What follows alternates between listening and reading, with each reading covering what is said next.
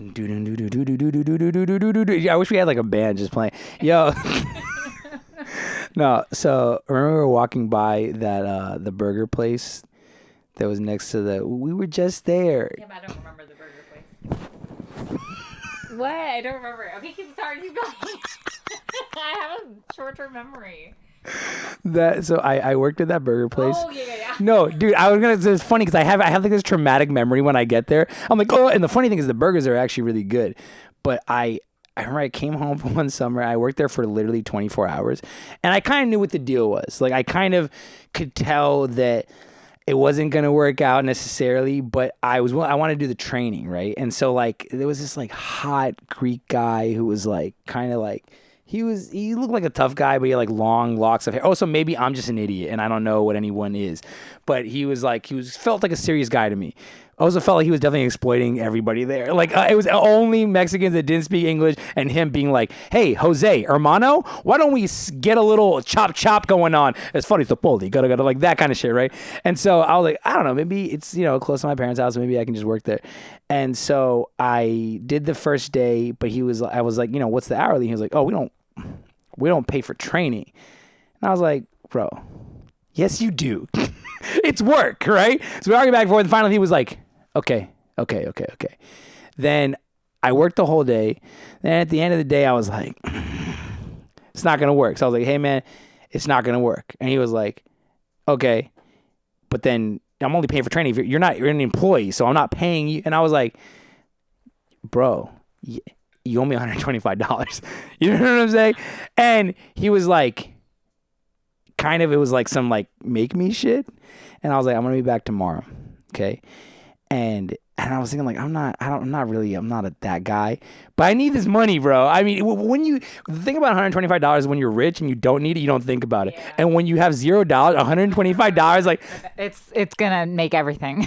It's like it'll like raise you from the dead. You know what I'm saying? And so, but I kind of felt like I needed backup. So I called my man Johnny and I was like, Johnny, come with me tomorrow because I want to just go. I need to pick up money. It's not. Yeah, his name was Johnny. His name is Johnny. Yo, Johnny Umarero, if you're listening, bro, I can't tell if I'm going to bleep this or not. We'll see when we get to the punchline. I don't know. I'm practicing we have one mic, so all I need is one mic back and forth. And literally, so I kind of think when a man asks another man to come with him somewhere to like ask another man for money, I think it's implied what's going on there, right? So he shows up. And he's wearing a shirt that says Rosé all day. Yo, I was like, Johnny-o, bro, what? Being Puerto Rican is not enough. Make no mistake, baby, you fucking with the best of them. My elevator cup will knock the snot about the rest of them. So if you doubt the kid got hard up in his chest pops, you got me fucked up like ex-cops and gem pop. And the guy eventually gave us our money, but every time I walk past that store, I think Rosé all day. Right. Cheers. Yeah, I'm not drinking Rosé, but all day I am. Yo, what's going on? It's me, Chris Gabo, the host of The Chris Gabo Show. This is Episode 10. I am here with the lovely, indomitable, magnanimous Fatima Asghar. Fati, tell the people a little about who you are, what you do. I love your jacket, by the way. Thank you. Well, so when I first came in, I was so excited about my outfit, and neither Chris nor Caroline said anything about my outfit, and it took a lot of prompting to get that. So thank you, Christopher, for that. But I'm a poet and a novelist and a director and screenwriter. And you're serving Luke's today. Can I tell you, really, to be honest with you, I was so floored by your jacket, and this is not me covering my ass. I was so floored by your jacket that I thought you were gonna say it's like, oh, this is like Rick Owens fall edition, not out yet, Pharrell shit, and you were like, it was $40 at Target. It was $40 at Target in Atlanta. When were you in Atlanta? A few years ago. I didn't. It's like bro. Usually the only excuse to like shit on Target or something without being classist is you're like, oh, well, it doesn't last very long. But if you say, yo, I got it at Target. No, it's great. I got it at Target because I was in Atlanta and I was there. I was on the set of Wonder Years and I was shadowing, and You see how they did that? That was tight, bro. Yo, learn from the fucking best. No, you think it's a cash story? Like, I was in Atlanta, but anyway, so I wrote 6 episodes of treatment for HBO, and that's what I was doing there. I'm gonna do. Okay, I'm on to you. Go ahead. No, I am on to you. Okay. I am on to you, and I'm gonna do it too. Watch. Okay. I had never been to Atlanta before, right? And so I assumed that it was gonna be warm, and I went, and it was fucking freezing. And so all I had packed was like cute jumpsuits and cute little fall things, like, and then I was like, I'm fucking so cold, I can't move. And so I had to go to Target and get that jacket because I didn't have a proper jacket. And I was like, I'm literally in Atlanta for like a week. It's not worth it to buy like a full jacket, you know? And so I was like, I'm gonna get that jacket. And then I got a few sweaters at Target. But that jacket is incredible and everywhere I go, it gets compliments. Okay, it's something about the matte black, but it looks like it's glowing. No, and I know this sounds like covering up, but first of all, I compliment your jacket the second you got in the room, right? So what I'm saying is that I was so floored by the jacket that I didn't even have time for the fact that the rest of your outfit is really ill too. And I didn't even change outfits. I wore the same outfit as... But it's just wild to me. I'm wearing a statement cord. It's clearly a coordinated look. That's a statement piece with flowers. And you did it for the pod, honestly. And I did it for the podcast, knowing I was going to be on this, and I didn't get a single compliment until I prompted it from both of you.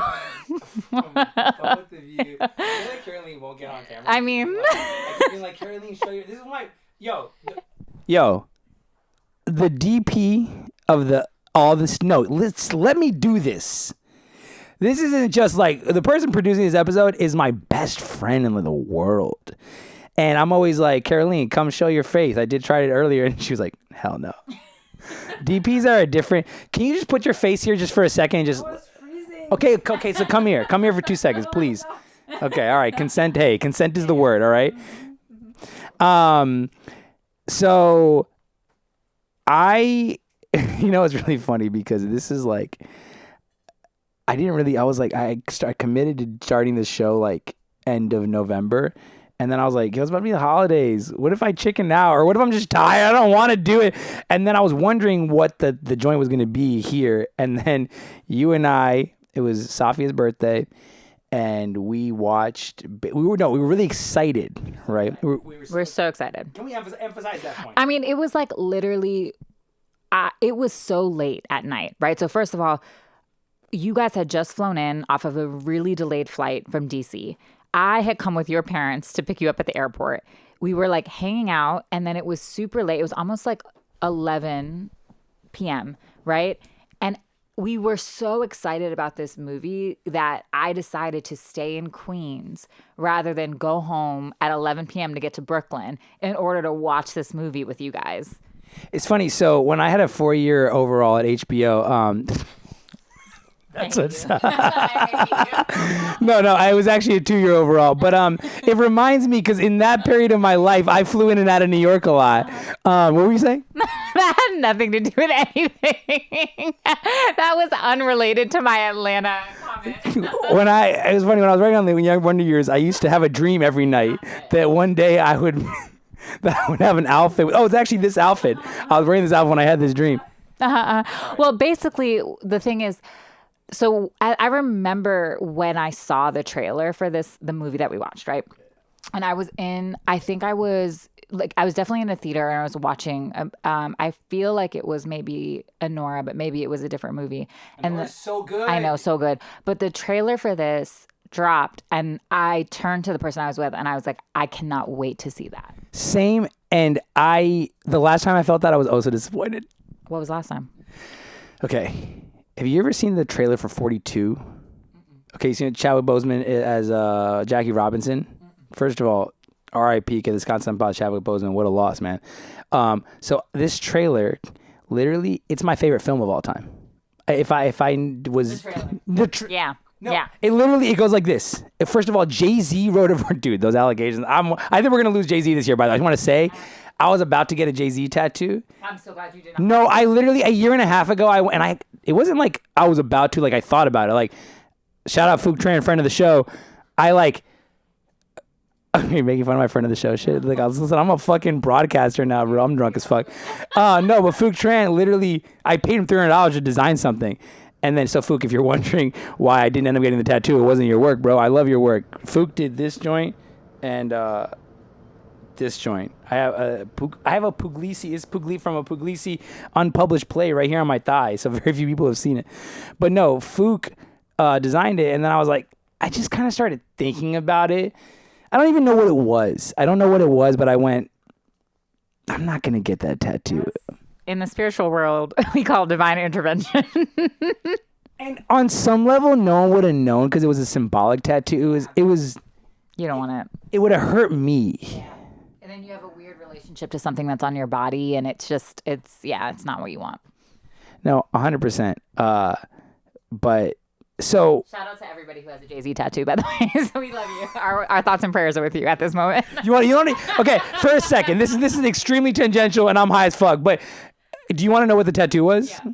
So, and it's the thing is like plenty of people are capitalists, right? It's the rape allegations are fucking hard. They're and again, it hasn't been proven, but I say this to people where I'm like, and look, I think that as I was like, the podcasts that I listen to are True and On, Chapo Trap House, and Joe Budden. Joe Budden started for a different reason, but True and On and Chapo, I feel like we're responding to a political moment. Like Chapo was like, oh, Bernie, they started it. True and On was like, it was a Jeffrey Epstein podcast. And I was like, I feel like I wanted to start like a leftist hip hop podcast. And then I was like, oh, it's a post Diddy podcast. Like reckoning with what it means. And those records are so important to so many. They are. I mean, Diddy, Jay-Z, all of these people, they are the soundtrack to our childhood, but they're also culturally like so embedded in our life that you really can't think about any of us without having a touch point to them. That's just true. Exactly. And I've known the whole time I've been in hip hop, I've known that there's a fucking something rotting at the core of it, but I hate talking about it with people who are either white or who have no relationship to it. Yeah, because also I think it's really easy to demonize that. But when you think about any industry, it's that, right? Like any industry, like I coming up as a poet, that was there. There was something in the kind of water a little bit in terms of what we thought was acceptable conduct and not, that was not good, right? And then in Hollywood, it's that. But what I think it is most of all is it's folks who get to a certain level of power in a community and then want some other thrill, and then that thrill comes from abuse. It's like a perversion of power, and that's going to be true for anything unless that's taken out at the root. It's not that it's like specifically hip hop or it's specifically it's that its power lends itself for folks having bad behavior because they think they're untouchable, right? When you think that you're so brilliant, talented, moneyed, whatever, that you're untouchable, that folks will always have your back, then yeah, you're gonna that messes with your head, And so I don't think it's hip hop. I don't think it's movies. I think it's power. Okay, interesting. I think I agree on a fundamental level, but I will say that something has to be evil at the core. Because, when you say everyone will have your back, everyone will protect you, I hope that's true in my life. Yeah. But I wouldn't, the response to that isn't let's rape people. Yeah. You know what I'm saying? Like, to me, if I feel like, if I was to feel like, everyone in my life is like, I have your back, I have power, nothing can touch you, will protect you, I hope you protect me from the FBI and the CIA. Yeah, but that's positionality. That's not, so even that with the power, it's like, when you have power, but you have institutionalized power like that, and it's not everybody. There are people who have institutionalized power who would never do stuff like that, right? But it lends itself to have an easier corruption. If you're like, my biggest ops are the FBI or the police or the whatever, like, yeah, you don't have power in that way. You just don't. Like, when you're talking about somebody like Epstein, you're talking about somebody who can circumvent, quote unquote, what like law is supposed to do, right? Not that any of us like believe in law, because what we've seen is like it's just for power and it's just for the benefit of power. But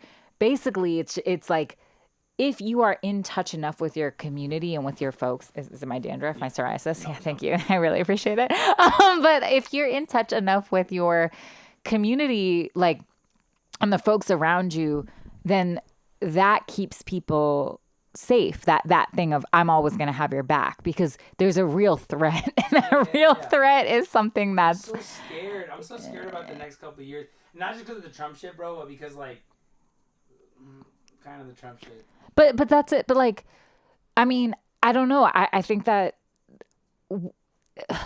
it's just, there's anything where there's the opportunity to be powerful in a kind of way, including, like, if you get money or if you get stability or if you get protection from things like codes of conduct or ethics, that has the ability to corrupt, right? And I think that what we see is that there's rampant bad behavior sometimes in our world, and it's often because folks are really, they're on that, you know, and they're willing to push it. They're willing to go there. And I don't know what makes someone willing to do that. And I don't really want to. It's kind of a thing where there's moments where I've tried to understand it, and I'm like, I actually don't want to understand that. Like, that's not something I want in proximity to me. But I don't know, when you're like a grown ass man and you're like trying to like be like, well, what's this person's name? And you're talking about someone who's underage and who doesn't have the power you do. That's where I'm like, oh, come on now. Like, this is, sense logic wouldn't make you do that. Like, you know, like that do you know what I'm saying? Like, it's just, well, 100%. I guess the point where I defer a little bit is that, again, I think something has to be evil and look, I'll have a secondary argument. Well, wow, we might not talk about Baby Girl. you just got that. You were No, but this is interesting. I want to stay here. And the reason why I want to stay here is because a lot of people will talk to me about movies, but like a lot of my friends who have radical politics are scared of talking about it. And they're like, yeah, I'll talk to you by yourself. Don't turn this shit on. You know what I mean? Like, so that's why I'm willing to, but I think we will get to Baby Girl. Yeah. But like, now I want to do 2.5 hours. Anyway, what I'm saying is that, like, well, Baby Girl technically is supposed to be about power. You know, Baby Girl is supposed to be about something. I'll tell you that much. But on this Diddy shit, I think it's like, okay, the reason why I slightly not disagree, but like, again, something has to be, and look, I'm willing to, again, circle back to the argument that a lot of this is learned and society's fault and whatever, and like defer from the individual on a tiny bit. But it's like this thing. It's like, let's put it this way. If right now I got a phone call that was like, hey, it's not illegal to kill anybody, would my first thought be to kill my best friend? No, my first thought would be, people need to be protected, because right now everybody's gonna go ham. So how do we protect people? Yeah. So okay, so if we're using that logic, right, with the Diddy thing, it's like, yeah, you're saying like, oh, you're protected from accountability. I'm like, bro, if I was protected from accountability, my thought wouldn't be let's rape underage people. My thought would be I don't know. I wouldn't have any different behavior, but that's what I'm saying. You know what I mean? Like, because if the only thing keeping you from fucking kids is the law, something's wrong, of course. And, you know, one thing that Safi often says is like, and this is how we're like, because we're so defensive of hip hop culture because it's our whole thing. I get emotional with that because it really is like, yeah, it's literally like it was the water of our lives. It's the air you breathe. So how can you be like, and people are so quick to blame everything on it. Exactly. And so what Safi would say is like, yo, hip hop's not misogynist. The earth is misogynist. Hip hop's not racist. The earth is racist. Hip hop not whatever. Like, you're like violent. Yo, fix America, and then hip hop will follow. It's like being like, yo, like, we didn't invent this shit. You're and again, if you know anything about the history, right? Yeah. But that's the thing. I think that hip hop started as a counterculture movement. People will blame the counterculture movement for the thing that's endemic in society. So the thing that I was saying was like, no, it's not everybody's first response to be like, I'm going to do something horrific to children because I don't have accountability. But what I'm saying is that it's not an individual problem when the problem is rampant in every industry that we go in. So in every industry, including the ones that don't make money, right? Like when we're talking about like things like poetry, like if we're talking about there is a issue with rape culture in every single one of these communities, then what we're talking about is there's an issue with rape culture at large, right? And that it's affecting every single one, and that the folks who have the most proximity to power are the ones who are the most quote unquote protected. So somebody like Diddy, who can kind of scathe by relatively untouched. And people knew this about him for what, like 30 years? Yeah. And people knew, it was an open secret. Everybody knew. But he was so powerful that it was so hard to touch him. Someone like Jay-Z, it's so hard to touch. I mean, that's like Beyonce's husband. You know what I mean? Well, I wonder about that, right? And like, look, you know, we're both, I think we both identify as abolitionists, right? Is that? Well, I think Interesting. I think I really, really, really respect and learn from and strive for abolitionist practices and values. I really do, in my heart and everything.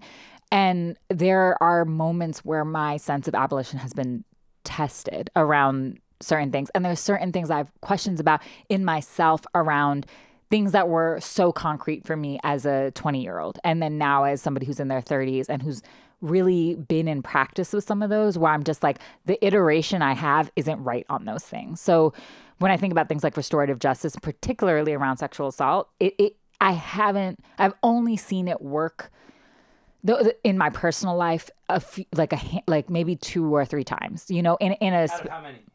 Out of I can't even count. Okay, but for the listeners, is it over? Because here's the thing: you're the only person I know personally who has been through. Sorry, I'm drunk as fuck, and we got into a serious topic here. You're the only person that I know who has been in like actual restorative justice processes around sexual assault. So, because for me, and I think I run in pretty radical circles, and I've never been in one. Yeah. I just want you, for the listener, because who knows what the politics of the listener are.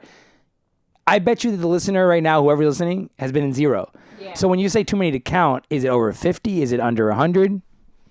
No, I would say in my experience, when things have come up, and the thing is, it's hard to say what adequate like restorative justice process and protocol is, because they're so varied, right? And so sometimes it's just community, sometimes there is something like a pod, sometimes the range. Oh, what do you mean a pod? So a pod is basically not a podcast. A pod is basically the idea that, and it's actually a beautiful principle. It's the idea that basically all of us need a pod in our lives all the time, right? And that's like, those are the folks who will hold us accountable and whose opinions that we trust, so that when we do something that's like off the path of what our moral stance is, that people will come together and be like, hey, I love you. This is not cool. You can't do that. So let's talk about it, right? In the ideal world, to create a society that's good, is that we would each have at least a few folks in our lives whose opinions, who if they come to us and they're like, hey, my love, I love you so deeply, and I think you're out of line right now, that we would be able to trust that. How many people do you have that you would trust to say that to you? Oh, a lot. Okay, but again, for the listener, how many is a lot? Because I feel people don't have a lot of friends. Okay, let me think. So if Safia came to me and said, hey, you're out of line about something, I would listen. If Angel came to me, I would listen. If Shira came to me, if Hanif, if Kav, if Jamila, if Franny, if Nate, if Eve came to me. So I have at least 9, not including my none of those are my family members. So I have 9 friends who, if they came to me and they were like, I think this is out of line or out of pocket, I would listen. Mashallah, mashallah. First of all, before we go back, I want to just, for the game of it, I want to count for me. Yeah. Everyone in this room, Fatih, Caroline, Safia. If Kathy Ravuna came to me and was like, yo, that was fucked up, I would be like, I'm so sorry. Kathy's a dear friend, a sound designer. You don't know them, but they, if you're at New Year's Eve, but you're going to upstate. if you don't go to upstate, maybe you'll meet them. Kathy, I miss you. I wish Kathy has my favorite music taste in the world, and also just like I think also has my exact politics. That's the thing is like sometimes you're like I might love you, but we don't have the same politics. We don't have the same integrity. We don't think. Whoa! I didn't say excuse me. I think people can grow. No, I don't even mean it that way. I think that when folks say integrity, they're like, it's such a loaded word. But actually, cheers, there's different integrities in the world. And you could be in alignment with something that's not what I'm in alignment with. Like you said, even just being like, I think we have abolitionist politics. And I'm like, okay, well, yeah, maybe not. Like, that was a really interesting moment. We're not going to fucking talk about Baby Girl. So much has happened, bro. No, we have to talk about Baby Girl. But well, Caroline, when you say an hour, we'll talk about Baby Girl for 10 minutes. We're going to talk about Baby Girl. But basically. No, but this is amazing. Even in that, when you say something like, hey, listener, isn't this amazing? But when you say we have an assumed politic, and you and I have known each other for 7 years, very closely. And if you were like, we have an assumed politic, I'm like, well, I don't actually know if we have an assumed politic. I think that we have. We're not that close, baby. No, I don't mean it like that. I mean it like because people change. I think that. Wow. Like, I think like when we met each other in 2017, I would have been like, yeah, like I'm very much on this line. I'm very much on whatever. And then I'm like, yes, I respect these principles and I believe in it. And I do not believe in police prisons, any of that at all. But there are things I'm working out in real time based on my experiences that I'm still contending with. So there are certain things that I'm like, that it's a no for me. Like it's a no, and that is not if I were to say that in an abolitionist space, that's not an abolitionist frame of view, You're so fucking smart. And the thing is that a lot of people, I think, when you said some people don't have the same integrity, what I thought, when I think of what is a liberal, I think a liberal is someone who just wants to be told they're a good person. So I think that there are some liberals who the thing that keeps them from being a leftist is just cowardice. So it's just to me about like, follow your ideas down the rabbit hole. And if you get there and you don't like that, you think that Hamas has a right to protect itself, then you go, ooh, I don't want to lose my job. Then you're like, okay, well, hey, I think you actually have the right ideas. You're just scared of being out of polite society. It's just about bravery. Yeah. So there are some, but you've sought out your own education. I've sought out my own education.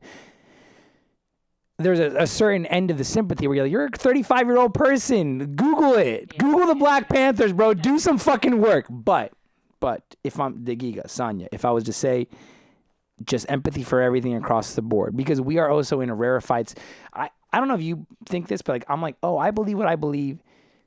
Frankly, because I got really good at art, so I got in a lot of spaces with very smart people, and not everyone's smartness leads them to. Some people's intelligence leads them to, Ayn Rand, and you're like, maybe you weren't that smart to begin with, right? But it's like, I do think that I'm very lucky, and I mean, I don't know. Some of it's luck, some of it's I worked really hard, and I made certain choices.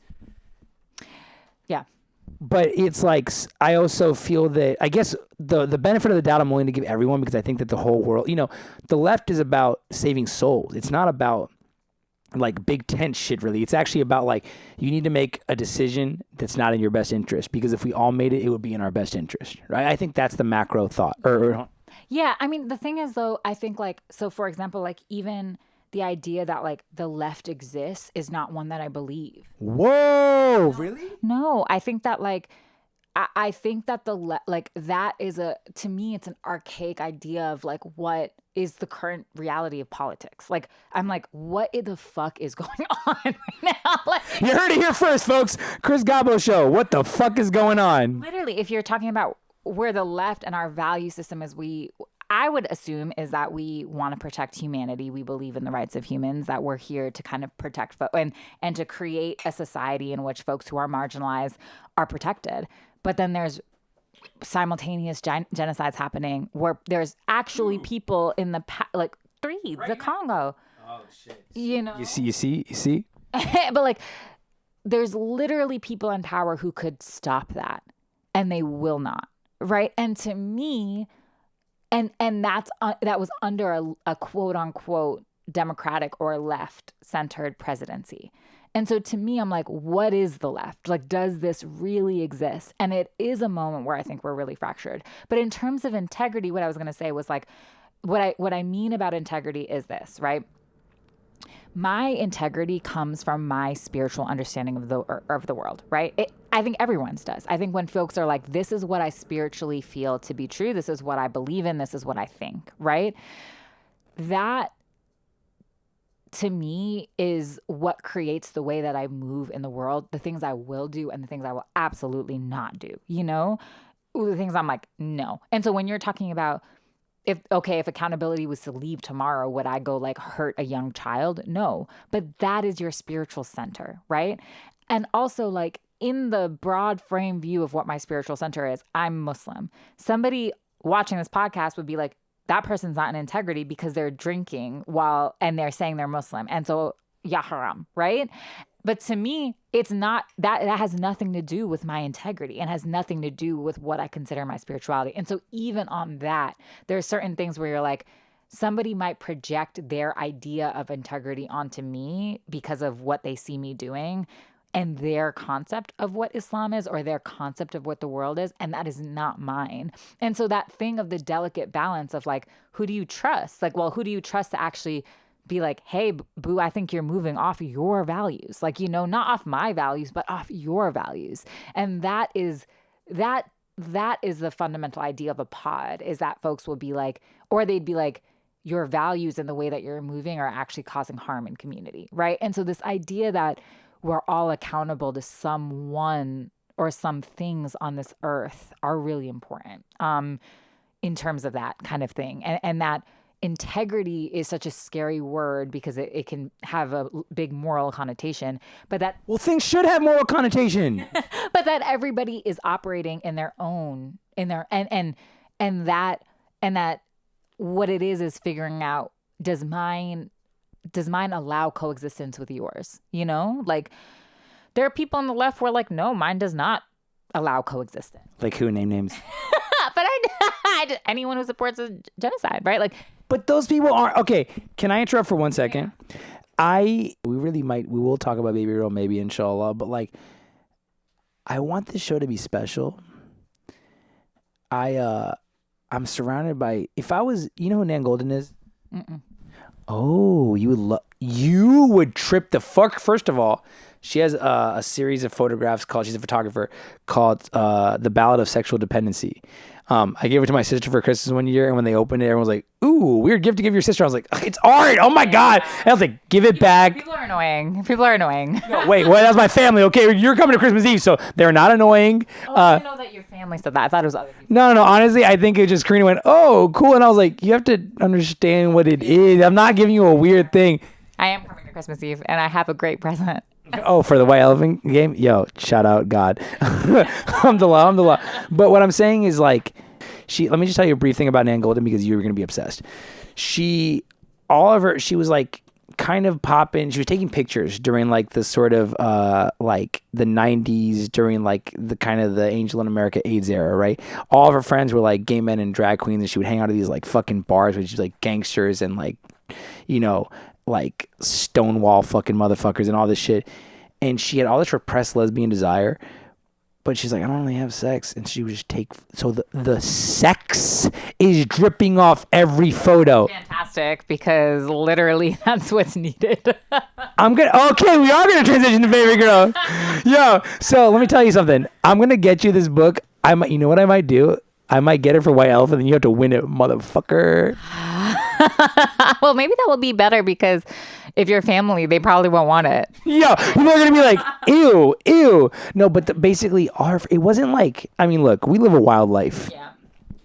Yeah. Well, yeah. Dog, you're my dog, and I have a book in my pocket called Know How to Choose Your Dog. So, know how to choose your dog. You're my dog. And part of why you're my dog is because you understand basic things like sensuality and sexuality. Let's just be real. Some people are just have never had sex in their life. Muy malo. Sometimes I see stuff and I'm like, bro, have you ever... I'm like, you've never touched a boob. And it's all good. It sucks for you. Like, guys who don't suck dick, I'm like, you're the most boring Yo. It's real. No, I'm like, you don't suck dick? What's wrong with you? Yeah. and also, yeah, there's a lot. No, like I honestly think that people I think that straight people are not that smart. And I have had sex with a lot of women. I mainly have sex with women. But I'm like, if you've never sucked dick in your life, shut the fuck up. I don't want to hear your poem. I legit don't want to hear your poem. I don't want to hear what you have to say. But Nan Golden took pictures of people. All her friends were like on heroin and then fucking, and she would just be like right here. So the pictures, I'm not going to white elephant. I can't risk it. I need to make some money and just buy you the book because it's stunning. It's the most beautiful shit in the world. And she literally, check this out. And this is a photographer that now, by the way, you can still love her because she just dropped out of something from the New York Times because she was like, you're supporting a genocide. And they were like, oh, but Nan Golden, you're Nan Golden. And she's like, that's what people can do when they're prestigious. She can be like, sorry, you don't get Nan Golden photographs. You know what I mean? But this is like one of the thought by most poetry people to be like one of the greats, like the Jay-Z of the fucking photography shit. And she would literally, I'm gonna like fucking cry telling this is my favorite detail.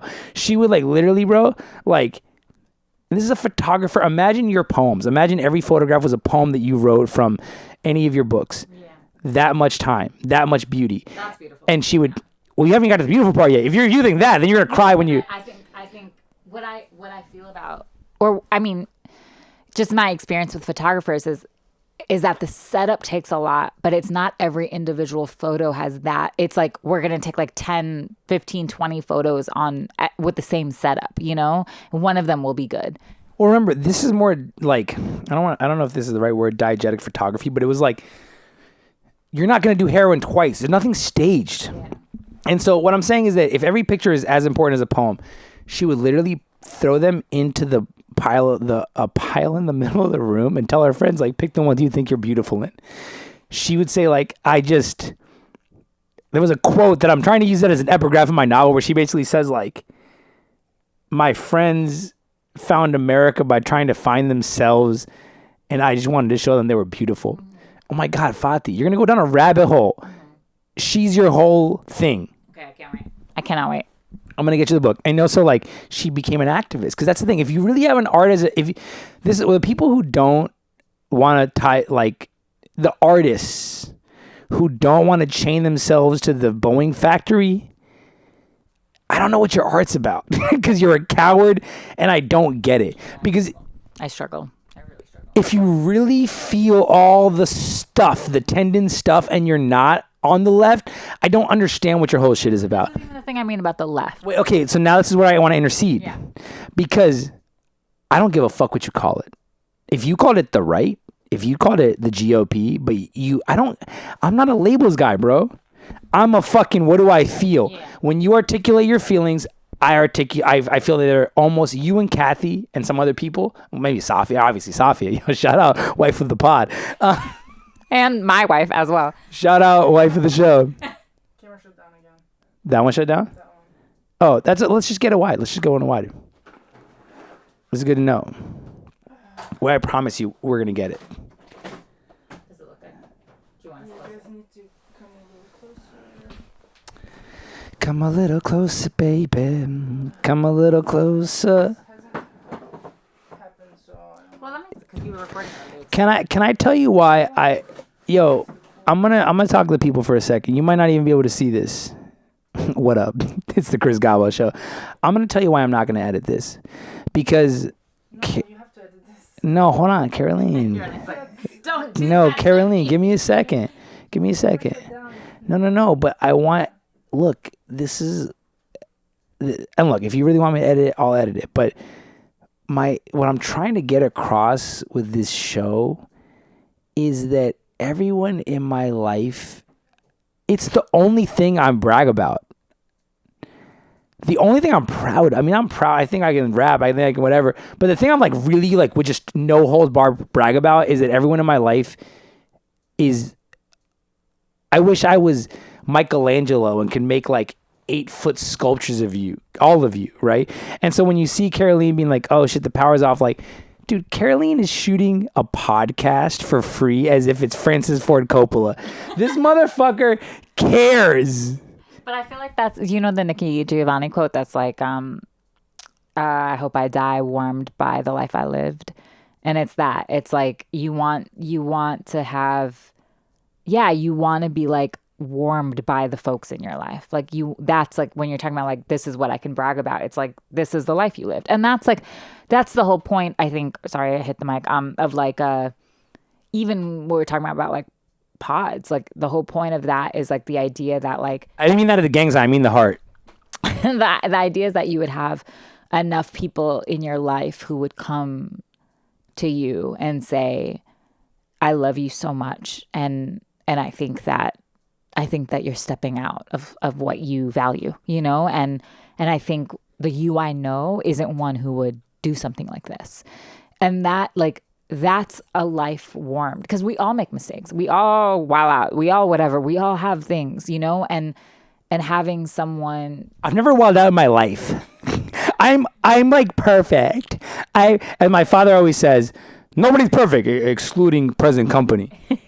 but I think that thing of like, when you look at the folks who are surrounded by you and you're like the attention to detail, the care, the love that they bring into something, that's like where you're like, oh, I value what you think. And so I value when you think that I value when you think that I'm not doing something that seems like good, you know? Maybe I won't agree with you. Like maybe we'll have a conversation and there's a reason, or maybe I'll illuminate something for you that you didn't know, because sometimes things are miscommunicated. And that's it, you know? And I think just the knowingness of that is like, what does it feel like to really, have a life where you've built that? And if you have a life where you're like, I would make statues of the people I love, that's a cherished life, like nothing else matters. Alhamdulillah, alhamdulillah, alhamdulillah. And that's basically what I've been saying about Nan Golden, is all that long shit to say that she took pictures of her friends. It makes me like, if I could do that, bro, if I could take pictures of everybody, bro, like, and make you look like, oh, wait, hold on. I didn't finish the fucking, what she would do. So we got to the point where I said, imagine every Polaroid is as important as your poem. She would throw them in the middle and be like, pick the ones that make you feel beautiful. And the other ones, burn them. The humility, bro. The fucking humility of that. Yeah. And like, she documented the, you know, the gay AIDS 90s. She documented the Angels in America year in New York City. Like, that's special. It is special. Yeah. It's like, yeah, because it's a commitment to showing people the way they deserve to be showed, you know, versus like, and the way that they want to be showed, which is hard. Like, I know, yeah, like it's so interesting when you give and giving the power as a collective power versus being like, I'm the one with the power because I have the camera. That's the thing that keeps it from being anthropology, huh? Yeah, literally. Mm-hmm. Can I tell you a really sad story? Mm-hmm. So I had a friend, he was a teacher of mine, and he was a lot older than me. You know what I mean? Currently a lot older than me. He was a teacher of mine. We became roommates for a while. He was like 20 years older than me. I don't know. I guess 20 years or something like that. And he's like one of my queer elders. And when I say queer elders, I mean like, bro, he would tell stories that I was like, I at the time was not, I didn't have the chops to write a novel, but I was like, oh man, this would be a novel. He would tell me, he didn't like throw a rock at Stonewall, but he basically threw a rock at Stonewall. He was a Mexican cat, like super mask, but like literally like, he would tell me stories that I was like, this is queer history. He told me the story. He was HIV positive for like mad long. And he told me the story where he was basically like, these dudes were beating him up on the train. And this is like a Taekwondo master, bro. And he fucking beat the shit out of motherfuckers. But it's 3 guys and him. And at the very end, when he thought he was going to die, he said, because he was HIV positive, he was like, my blood is a weapon. And he told them, I'm HIV positive. You'll get fucking AIDS. And then they like left him alone. He lived. And then he did like 100,000 things after that. And he was an actor. I mean, he's an actor, you know, and a fight director and all this shit. And he was my idol in a lot of ways, right? This is this Mexican dude, like all this shit. Like I thought it was so fucking cool. And after October 7th, I posted something that was like on my stories. And I was like, oh, like for anybody who doesn't understand what the word colonialism means, you know, this is a prison break basically. And he hit me and was like, I know what the word colonialism means. And then like, this is going to sound so small and millennial, but like, you know what it means is like, I recently was like, I was like, oh, he unfollowed me. And I was like, ooh, best friends, bro. You were my like Latino queer elder, bro. And like, what, you like condemn Hamas? Fuck you, bro. And I hit him recently because I kind of like, there's a lot of people post October 7th who were like, I lost work because of I'm so pro Palestine. And sometimes I'm like, did you, bro? Or did you just like, you're not that good at being whatever it is that you are, right? So like, and that's why I would never say that. I would never be like, I haven't worked in Hollywood in a year. And by the way, I haven't worked in Hollywood in a year. Leslie's gonna, Me neither. Leslie, don't be mad or you're not listening to this. But anyway, but I would never be like, oh, it's because I was so pro Palestine. Because I'm like, I'm not that important. Combination of things, yeah. 100%. But even though there are things that I know that people were finicky with me because of that. 100% hijo de puta mal parido, right? 100%. But I go, so there's some stuff with the like, because of the repression, like you kind of have to go like every move you're like, I don't know, is this because of that? Yeah. But I'm almost 98% sure that my queer elder best friend who was in all my first movies and all this shit unfollowed me because of that. And I'm like, I weep every day. And I hit him. I didn't say, because I don't know. I don't have a factual evidence, but I have a feeling. Yeah. And his boyfriend, you know what I mean? Was like a queer guy from Florida, from where I'm from. Florida is extremely homophobic, and he converted to like pretty intense Judaism. I don't know what it was, but like I know that he had the joint wrapped around his arm and shit. So I was like, that's stuff that and I grew up around mad Jewish people. My great grandfather was a Jewish, immigrant who like escaped the pogroms to Barranquilla, Colombia. Like I know, if I went to the JCC, I know a fair bit amount of this shit. I don't see the joint around the arm a lot, so I assume it's pretty orthodox. And I think that Americans who convert to Judaism have a pretty strong relationship to Israel. And so, again, this is my guess, and I don't want to be like, making assumptions out here, but I'm fucking sure. And I hit him like not saying shit about Israel. I just said like, yo, like I'm in town. And by the way, when I'm in town for 3 days, bro, like, if I don't see you, I'm mad. I'm like upset, but I'm like, there's like 300. We all had 300 people in New York. Yeah. Right? You come to New York and you like don't tell anybody. You tell like 2 people. My parents are in New York, bro. I barely have time to hang out with them. So like, the last time I ran into him actually on the street, me and Safia, and he was kind of mad. He was like, it was like the Seth Rogen. This is the end where he's like, you come to LA? You were in LA last time, you didn't hit me, right? But I ran into him, and he was so excited to see me, and this was before October 7th. So then afterwards, I was like, okay, I should hit him and let him know that he's a priority, because he was a priority in my life, bro. And I hit him and was like, hey, I'm going to be in New York. I would love to see you. And he was like, I'm not available. And he said it in this way where I was like, all right, bro, you want to be an asshole? Like, okay. And so do I know it's because of October 7th? No. But I do fucking know. Yeah. And Dave, if you're listening, call me, bro. I fucking love you. Like, I look up to you. I think that this is the thing too when we talk about even like, right. What you said about like the millennialness, like I think that there is, we're on lines, right? Like sometimes there is a line where you're just like, actually, if that's what you believe, like I can't fuck with you, like. But you have to give the elders some credit where I'm like. I mean, and I think we're quick to that. Like I think every time I go on Twitter, every time I go on Instagram, it's like, if those people didn't treat you right, then just cut them off and like. Fuck that. But that's literally what we get bombarded. I don't believe any of that. I don't either. I think that folks grow. I think that love is precious. I think people are precious, right? And I think that you can be in and need to be in with folks who don't believe the same shit that you believe. 100%. And that's not to say like, it's like I 100% am like, this is a genocide, and anyone who doesn't believe it's a genocide is in delusion, is in an extremely painful delusion, and they're perpetuating that pain, and that's going to weigh on their soul. And so in my lifetime, with the people I love and care about, it is my responsibility, if they believe that, to be like, hey, for your soul's sake, like I need to present this to you, because I don't know what you're telling yourself that allows you to believe that children should be murdered at this rate, and like civilians should, and not even with our tax dollars, but in any point in the world, people should be murdered at this rate.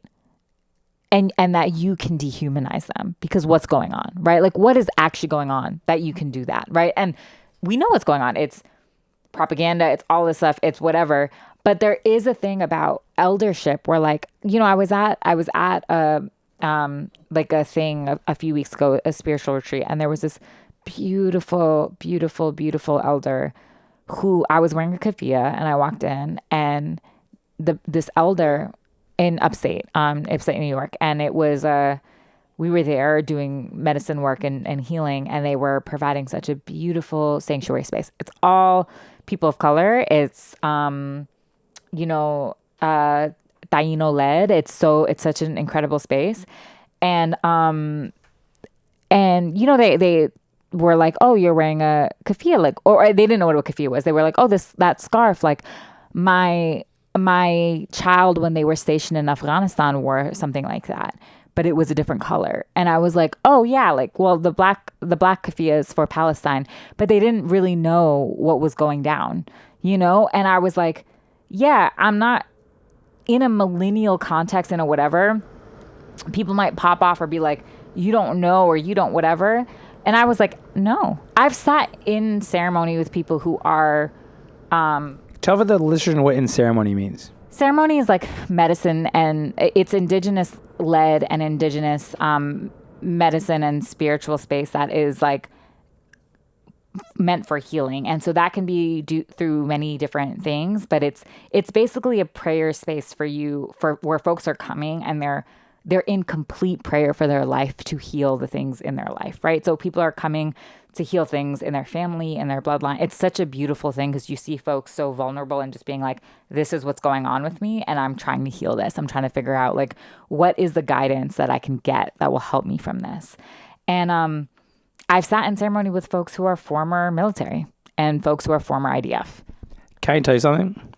So when I was in Oakland, I was rich, ladies and gentlemen. I was like, you know, I made money for the first time in my life, and I was making a lot of fucking money, and I didn't know how to spend. It was a pandemic. So I met a masseuse, and I would see him, literally, I would take, like, shout out Waleed, friend of the show. I would get this fucking cannabis butter, and I would put it in this coffee, and the end of my workday, I would drink it, get in an Uber, go to fucking wherever the fuck, it was like an hour away, this masseuse. And my man Walter, shout out Walter, friend of the show, I would get like 2 hours of aromatherapy massage like every week. And then on the way back, I would order like $1,000 of Italian food, and it would be there. And that's why I got fat as fuck. I mean, I had diabetes. It's my fault. When they were like, you have diabetes, I was like, I know. I had a guy in my phone called all caps Cake Guy. His name was Edgar. He made me cakes. It was a hard time. The pandemic was a hard time. It was a hard time, and I had just got money, and so I got fat as fuck. But anyway, this guy Walter, this masseuse, he's a black dude who was an LAPD guy during Rodney King. And so I was like, and shout out Walter, bro. Like, I would love to help you with any of your screenplay shit. Like, it really but this is the thing, is like, in your mind, you can dismiss any of those people. But in your heart, when you're with them, and they're traumatized, bro. Also, like, what you see, what they're working through and what you're working through. Like, there was a moment where before I dropped out of my MFA, LOL, and at poetry. From where? From University of Michigan. I was there for a poetry MFA, and I dropped out after the first year. But there was a... Dinesh dropped out too? Yeah, me and Dinesh dropped out. Franny stayed. Iconic shit. Franny, you're a nerd. I love you. I love you. Shout out Franny. I don't know if you're a friend of the show, but you're a friend of mine. Shout out Cam. Inshallah, friend of the show. But literally, so like, yeah. So I was at this university program, and we, in our workshop, my first workshop there, one of the assigned books was a former military person who had written from the US, who had stationed in Afghanistan, who had written a book about like their service there, right? And my workshop leader had been like, after we like talk, you talk about the book and workshop and stuff, and then, I can't remember if it was at the tail end of workshop or something, but my workshop leader was like, I was actually super interested in what you, Fatih, think about this. Wowza. I know, but was like, and I was like, and I just honestly I was like, yeah, like Afghani people are my sibling people. Like, literally my father's family, their roots are from Afghanistan. Like, like that's that's a shared lineage. How far is Afghanistan from Pakistan? Literally, there are parts of Pakistan and Afghanistan where the border is blurry. You don't know. So it's like Arizona, Texas, Florida, Alabama. I mean, it's like literally the northwest frontier of Pakistan is blurred line with Afghanistan. You don't know what country you're in. No Robin Thicke. But stop it. But like there's also a very entrenched history. Like I'm not going to deny that there's not issues, right? But like basically when I read the book though, I was like, I actually might share more with this person than I do with most of the people in this workshop room. Like there was a moment where I was like, they're actually speaking to something, and they're speaking to a pain, and they're speaking to an experience that like a lot of folks don't consider. And they're speaking with tenderness and kindness and trying to understand what it means. And in that is humanity, right? And like, yeah, in a part of their life, a person who looked like me would be at the opposite end of a gun. That's true. You know, in my life, a person like them would have been at the opposite end of a protest line, you know? And in this moment, I can see the pain that they're in. And I actually would like to have a conversation with them. And that is all you can kind of ask for, right? And so in these spaces, when I've been in these spaces where I've seen people literally like willing to encounter the darkest parts of themselves in order to heal from things that they've done and programming that they've had and militarism and propaganda, and like understand themselves in a caveat of all of this bullshit in order to survive.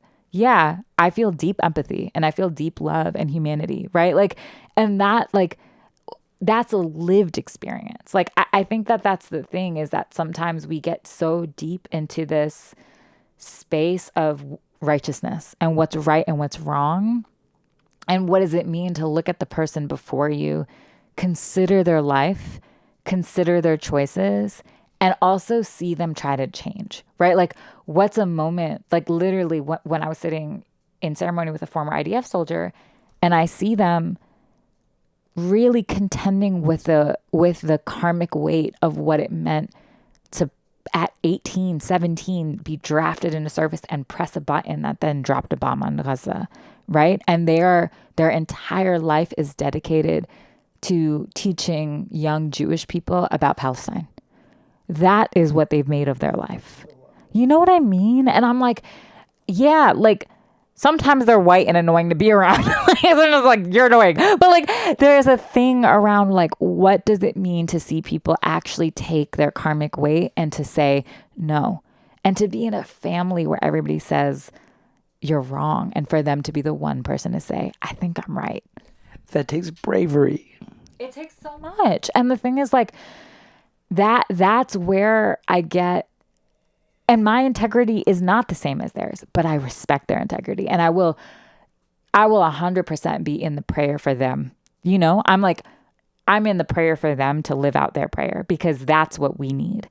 And so when folks are so quick to, and even with this elder, like there's something in that. I still love him. I still miss him. I want him back, bro. And that's the thing, is so much of grief and so much of anger and animosity comes from love. It comes from love where we can't express the love fully. So our love is stunted. We don't know what to do. So then we're fucking angry. But all you really want sometimes is for that person to come back.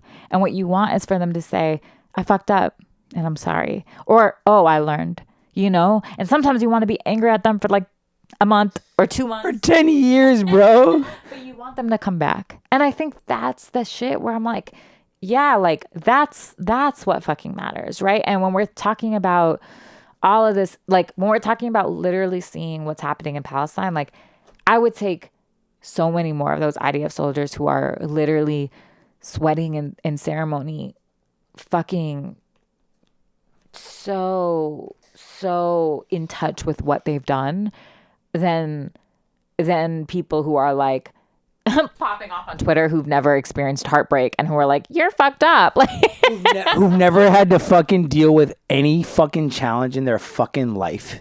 Yeah. You know what I'm saying? Yeah.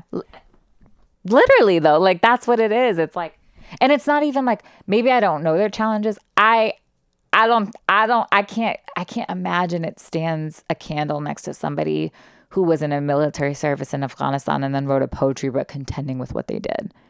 You know what I mean? And I think that's where I'm like, yeah, like I wasn't sitting in the workshop like, you hurt my people. I was like, oh, this is a painful violence in the world. If anyone hasn't read An Army Like No Other, have you read An Army Like No Other? Bro, you should read this book.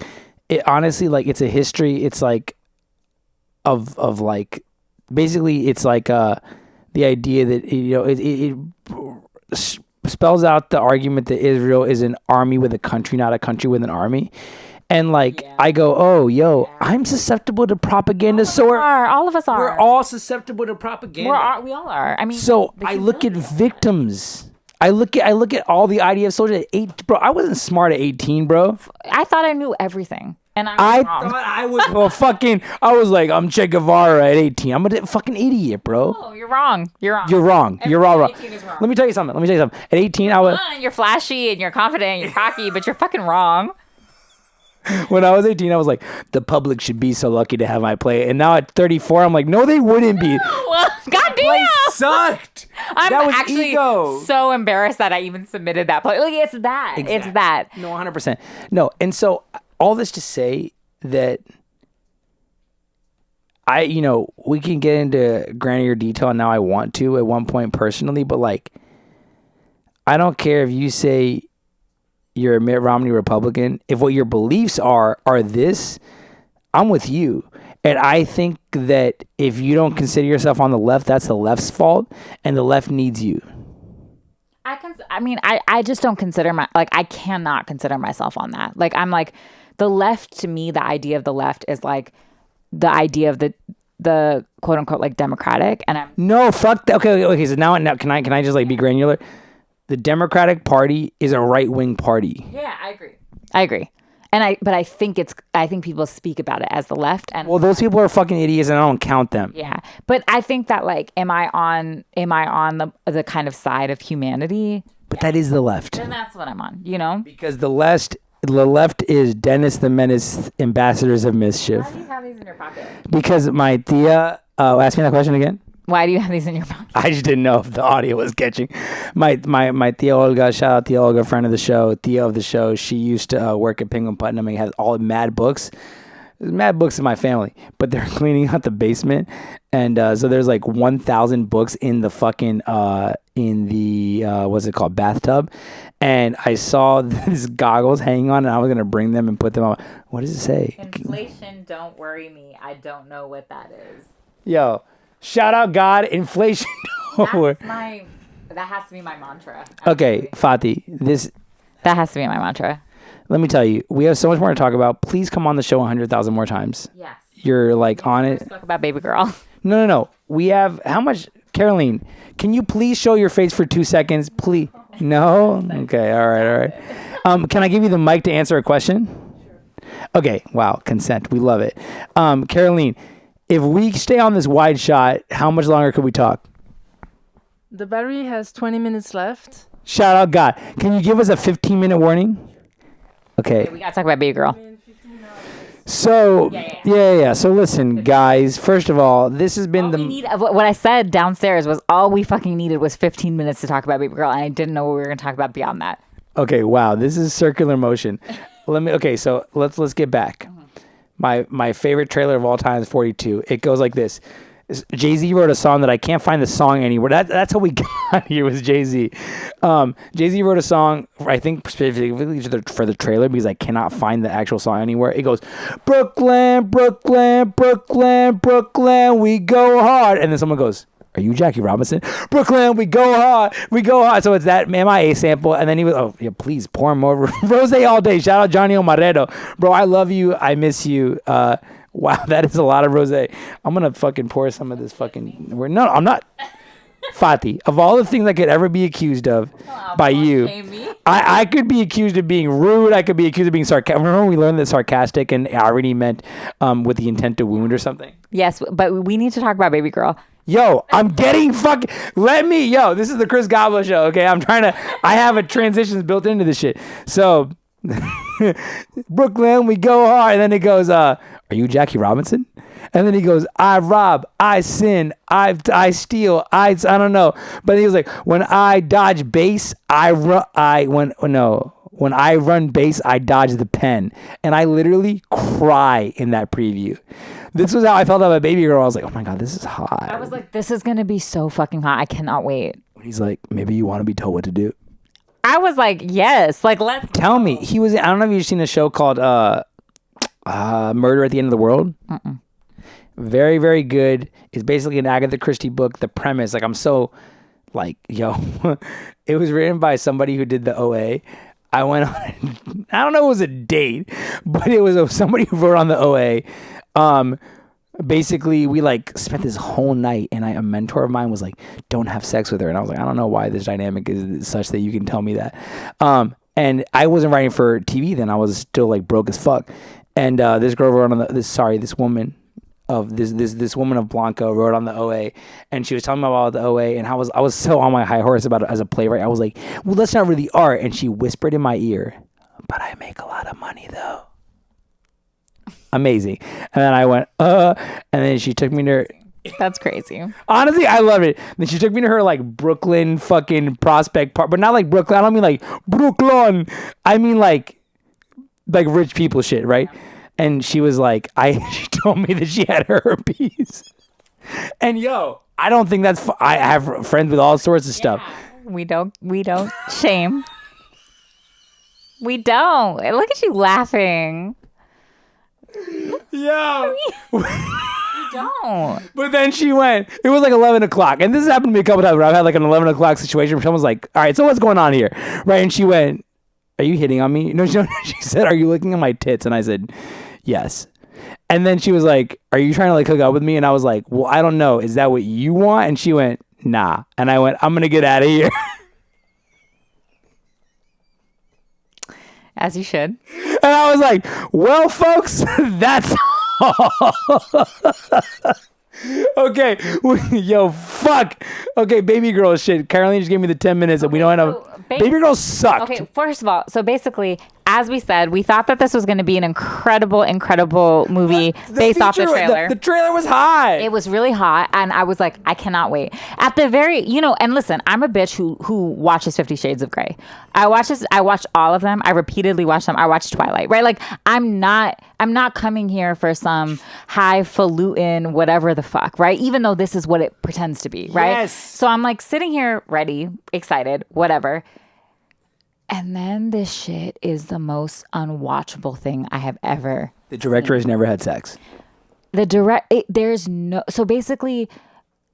no chemistry between the two lead actors. And I like that guy, and he was in Murder at the End of the World, but that was why I told the OA story. And he's hot. I actually think he's fucking hot. He's hot. And Nicole Kidman's great. Amazing. Does independent film. And this is how you know it's a directorial issue. I'm so sorry to Highland. But literally no chemistry. And also the script reads like it was written Baggio. in a day. Comic Sans. It reads like it was written in Comic Sans. It was written in a day by somebody who was like, who's never had sex. And who's never had sex, is horny, and it's like fan fiction. Like, they're like, I don't care about these people outside of anything that has to do with this story. I'm just writing whatever the fuck comes to my mind in terms of what could potentially be in the realm of hotness. I have read fan fiction shit that is hotter than this. On lustlibrary.com. R.I.P. Great place for erotic literature. But literally, it was bananas. And then we watch this. There's no buildup of their characters or of their real chemistry or of their Antonio Banderas was the best part of that movie, and I'm not just saying because he's Latino, because he's Spanish. The opening scene starts with her fucking Antonio, and it's a bad scene. It's horrible. It's not hot. They're revealing the fact he's Antonio Banderas. And she's like whipping her hair back and forth while riding somebody in a way that you're like, nobody fucking does this. No, like in her eyes, bro. Like this is rough. And then so then she starts this sexual affair with this intern, which, by the way, this man is taller and older looking than any of the other interns that he's in the program 39 with. years old. It's fucking bonkers. And so then you're sitting there, and then he's the one who's basically bullying himself into like being her mentee. Inappropriate. And I hate authority, but it was inappropriate. And like she keeps being like, you're being inappropriate. And then he's like, well, don't you like that? No titties, no ass. And like also doing shit like ordering her a glass of milk that makes no fucking sense. I think that meant to be because you're a baby. Yeah, I think so too, but it was stupid. Disgusting. Stupid. It was stupid and disgusting. And then whenever they do that, the fact that they're building a relationship, they do it all in a montage. So there's no garbage. There's no scenes of them connecting. And then like literally, so there's no scenes of them really. I've been less horny, and I'm horny all when the laundry goes on. It actually was so uncomfortable. And at a certain point, I think it was about a fourth of the way through the film, and I turned to, there was 4 of us watching this film, and I had this feeling where I was like, am I bugging? Like, I actually think this is unwatchable, but are all of my friends loving this movie? Nah. So I turned to them and I'm just like, what do we think? Are you guys talkers during the movie? That's the first thing I asked. Yeah, that was a great flex. I was just like, do you guys like to talk during a movie? And then I was like, what are we feeling? And everybody was just like, ew, I hate.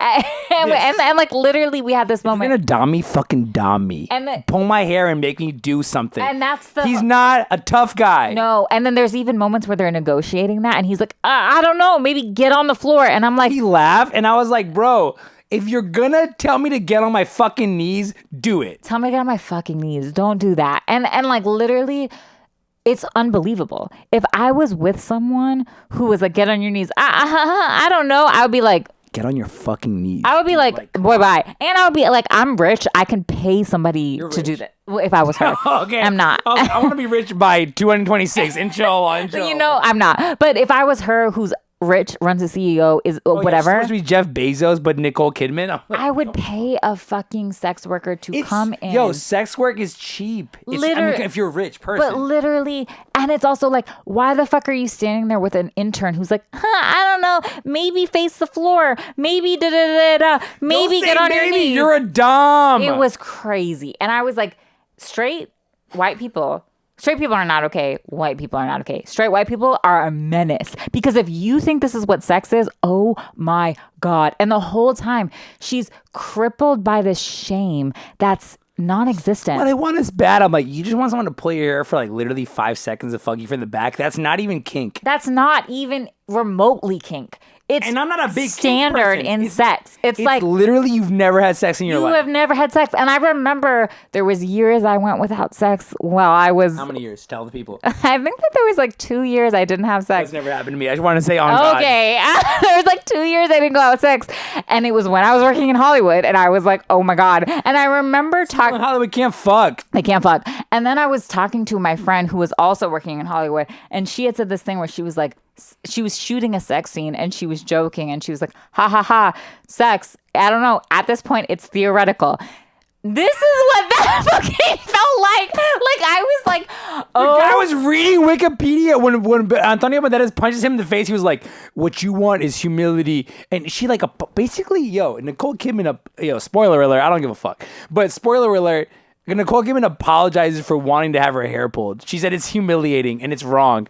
But also, there's no stakes in this movie. The only stakes are when he's like, I could have your job. And it's like, bro. But then he's not going to do it. He's not going to do And it. he dangles it in front of her face, but he's actually not going to do it. And he has no impulse to do it and no want to do it. And then literally like the other woman in the office is like, you didn't give me a promotion and I know what's going on with you guys. And then she basically kind of low key threatens her because she's like, I could tell people. And what Nicole Kidman ends up doing is just being like, I'll give you a promotion and I'm going to go back to my husband. He's going to fuck me really well now that he knows that this is an inconquerable desire that I need to feel slightly dangerous during sex. Which, come on, that's fucking basic. That's the whole point of sex. Is that you're on the edge of some shit. And so then basically... I'm killing myself tonight. No, I'm not. I don't know what that was. Get this content pause. But basically, you're like... You have no idea what sex is. You have no idea what the mystery of sex is. You have no idea what the allure of sex is. And you're shooting shit. And the whole storyline reflects that. The whole storyline reflects that there's no stakes. There was never really any stakes. She was always going to go back to her husband. And her fucking daughter is the one who's like... Bro, honestly homophobic against lesbians. That was such a fucking stereotype. Ugly. It was an ugly. I don't say it often. Ugly stereotype. It was just unbelievable. In no world is your 17-year-old daughter mature enough to be like, hey, you did something wrong to dad, but we all love you and come back to your life and people can be forgiven. Like that's like a hot Latino dad.